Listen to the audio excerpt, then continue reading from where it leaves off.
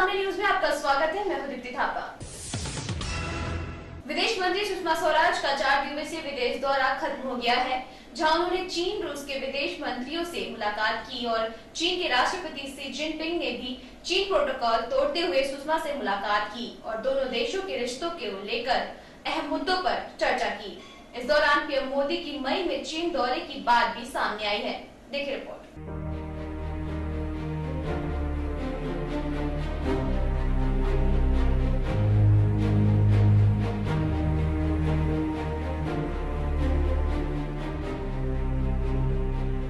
America के बाद अब चीन से संबंधों को बेहतर करने में लगी मोदी सरकार अमेरिकी राष्ट्रपति बराक ओबामा की भारत यात्रा के बाद भारत अमेरिका रिश्ते जहां परवान पर चढ़े, वहीं संबंधों में बढ़ती गर्माहट ने चीन को असहज कर दिया है। लेकिन अब मोदी सरकार ने भारत चीन संबंधों को मजबूत करने की कवायद तेज कर दी है।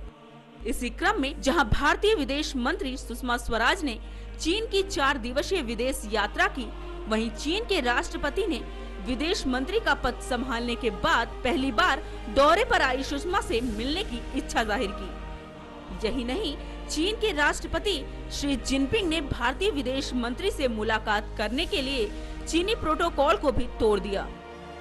गौरतलब है कि चीन में राष्ट्रपति के विदेश मंत्रियों से मुलाकात करने का प्रोटोकॉल नहीं है। मीटिंग के दौरान चीनी राष्ट्रपति ने सुषमा से कहा कि अपने भारत दौरे के बाद भारत चीन संबंधों में आए सुधार के बारे में जिक्र भी किया। मीटिंग के दौरान चीनी राष्ट्रपति ने सुषमा से अपने भारत दौरे के बाद भारत चीन संबंधों में आए सुधार के बारे में बात कही।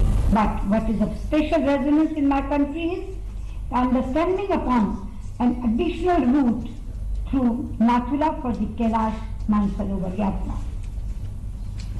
Our relationship today has reached a level where we have interactions in fields that could not have been imagined some years ago. उन्होंने ये भी कहा कि उनके और पीएम मोदी के बीच हुए करारों को लागू करने के लिए ठोस कदम उठाए जा रहे हैं। हम आपको बता दें कि इस ठोस कदमों के तहत उन्होंने कैलाश मानसरोवर के नए मार्ग को लेकर दोनों देशों के बीच हुए दस्तावेजों के आदान प्रदान का भी जिक्र किया। शी ने भारत दौरे के दौरान इस नए मार्ग को खोलने पर अपनी सहमति दी थी। भारत चीन संबंधों में दोनों ही देशों के रुख को देखते हुए ये साफ है कि इस साल दोनों ही देशों के रिश्ते में एक नया अध्याय शुरू होने जा रहा है। ब्यूरो रिपोर्ट, आमने सामने न्यूज। रेप जैसी घटनाएं आए दिन किसी न किसी रूप में सामने आ रही है। सरकार ने तमाम कानून बना डाले, लेकिन अपराधियों के मन में इन कानूनों का जरा भी डर नहीं रह गया है। शायद इसलिए दरिंदगी की घटनाएं कम नहीं हो रही हैं। मामला है यूपी के जिला बरेली का, जहां भाई से दुश्मनी में बहन को ही हत्थे ले लिया। देखिए रिपोर्ट।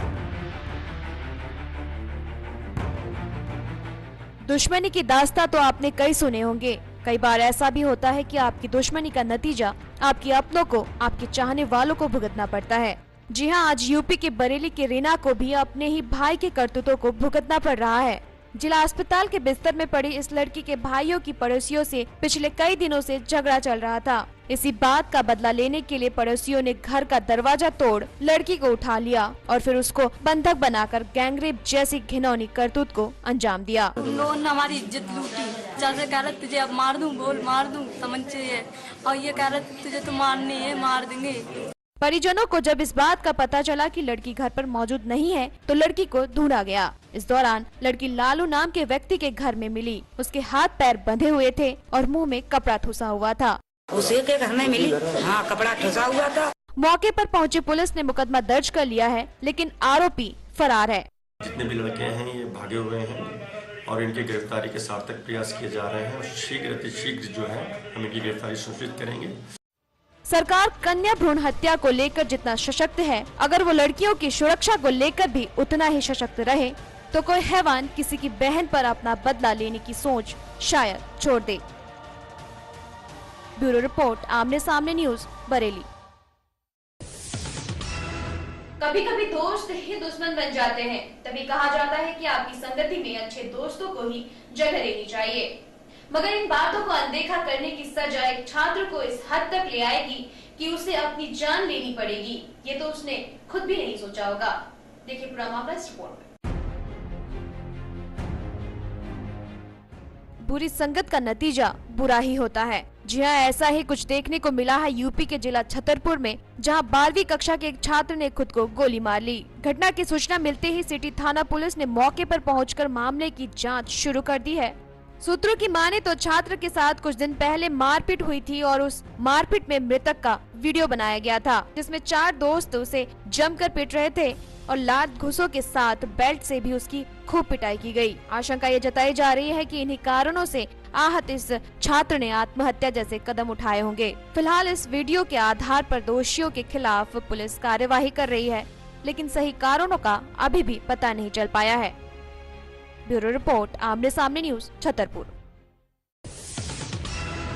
वक्त चला है छोटे से ब्रेक का। ब्रेक के बाद देखेंगे कुछ अन्य खबरें। अब आमने सामने न्यूज साधना टीवी के साथ साथ ईश्वर टीवी पर भी देख सकते हैं रोजाना 5:50 पर। ब्रेक के बाद फिर आपका स्वागत है। भले ही यूपी सरकार ग्राम विकास की बड़ी बड़ी बातें करती है, लेकिन सच्चाई तो छुपाए नहीं छुपती है। विकास की बातें तो क्या करे, सरकार ग्राम वासियों को जरूरती व्यवस्था तक नहीं करा पा रही है। शायद इसलिए जिला कानपुर में इन ग्राम वासियों ने थक हार कर खुद ही अपना रास्ता तैयार कर लिया। देखिए रिपोर्ट।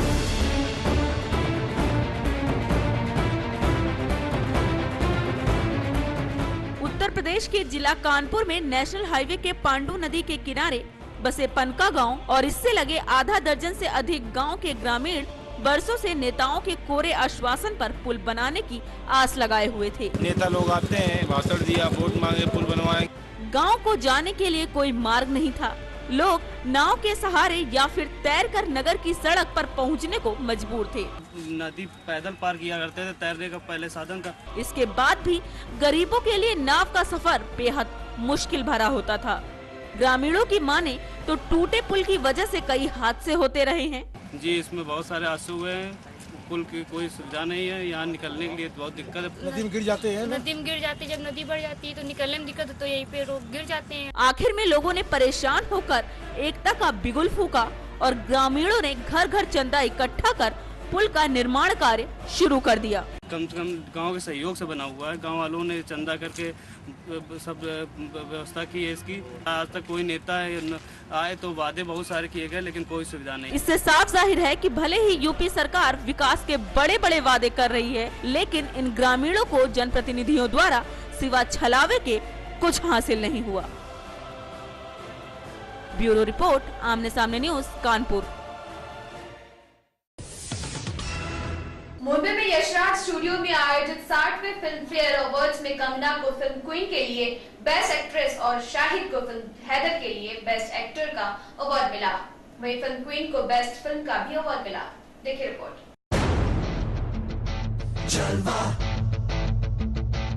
मुंबई के यशराज स्टूडियो में आयोजित एक रंगारंग कार्यक्रम में 60वें फिल्म फेयर अवार्ड्स का ऐलान किया गया। इस बार Filmfare best actor award अभिनेता शाहिद कपूर को फिल्म हैदर के लिए दिया गया। वही बेस्ट एक्ट्रेस का अवार्ड कंगना रनौत के नाम रहा। कंगना को फिल्म क्वीन के लिए इस अवार्ड से नवाजा गया। कंगना रनौत के लिए ये फिल्म फेयर दोहरी खुशियां लेकर आया। उन्हें न सिर्फ बेस्ट एक्ट्रेस का अवार्ड मिला, बल्कि उनकी फिल्म क्वीन को बेस्ट फिल्म का भी अवार्ड मिला। Feels great. I think the event that I'm here for today also kind of, I don't know, it's a coincidence, but also talks about making your mark. And last night, I think in a way, the kind of respect and acknowledgement that my film got also, literally meant making your mark. इस बार film fair award में हैदर और queen के बीच कड़ी टक्कर रही। हैदर ने जहां अलग अलग कैटेगरी में 5 अवार्ड जीते, हैदर को पीछे छोड़ते हुए 6 अवार्ड जीते। इस बार Filmfare lifetime achievement award दिग्गज अभिनेत्री कामिनी कौशल को दिया गया। इस फिल्म फेयर में रेड कार्पेट पर कई बॉलीवुड स्टार्स ने अपने जलवे बिखेरे। ब्यूरो रिपोर्ट, आमने सामने न्यूज। इस बुलेटिन में फिलहाल इतना ही। कल फिर मिलेंगे कुछ अन्य खबरों के साथ। तब तक के लिए मुझे यानी दीप्ति थापा को दीजिए इजाजत। नमस्कार। अब आमने सामने न्यूज साधना टीवी के साथ साथ ईश्वर टीवी पर भी देख सकते हैं रोजाना 5:50 पर।